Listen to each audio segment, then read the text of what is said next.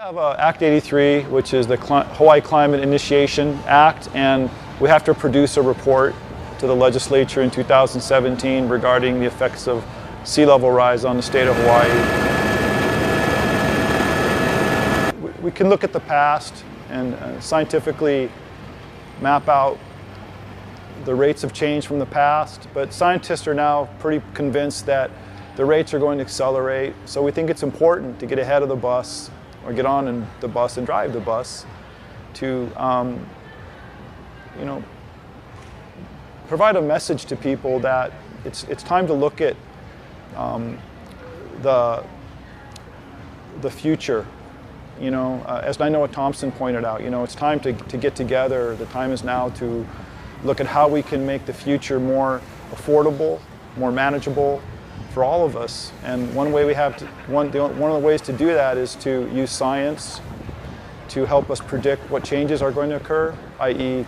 the sea level rise vulnerability report that we're producing, and then what mechanisms we can use to try to make adjustments in the future as necessary to reduce the effect of climate change on our coastal communities.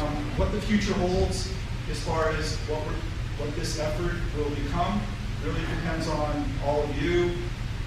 And this is the start of a whole new way of looking at things. But in the meantime, what I wanted to say is that in terms of the sea level rise vulnerability and adaptation report, what we're going to do over the next couple of years is we're going to continue to hold our ICAC meetings, our interagency climate adaptation committee meetings. These are public meetings that we hold at DLNR on a quarterly basis. We welcome people to come and participate in that. I believe these are being recorded, and you can find them on our website. Yeah, we can't stop what's happening.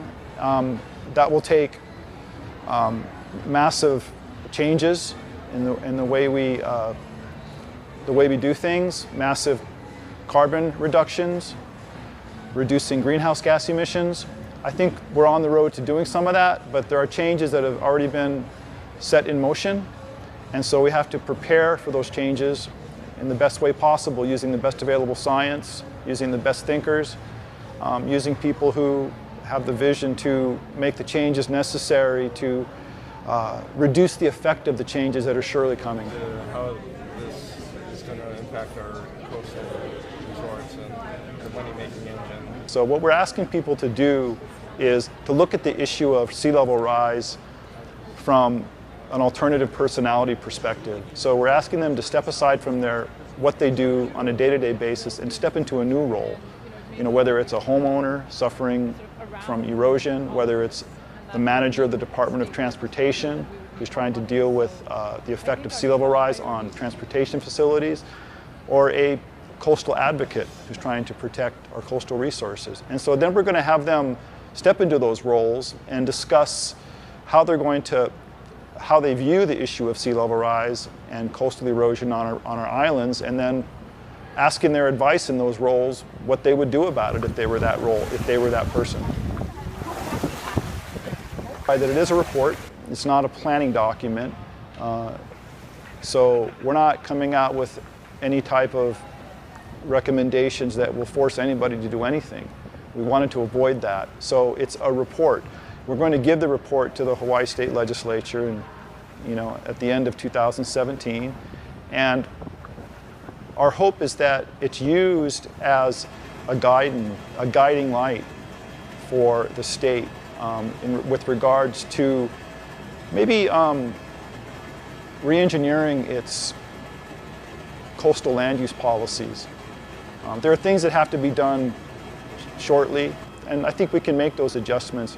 For instance, revising shoreline setbacks, right? Creating seller disclosure statements for people that want to buy coastal property. And then there's longer term recommendations that I think need to be considered, such as where do we locate our infrastructure which has lifespans of perhaps 100 years. If we don't locate them properly, they will be inundated by the rise in sea level. So let's start to think about where to promote the development of new infrastructure in areas that are outside of these coastal risk areas.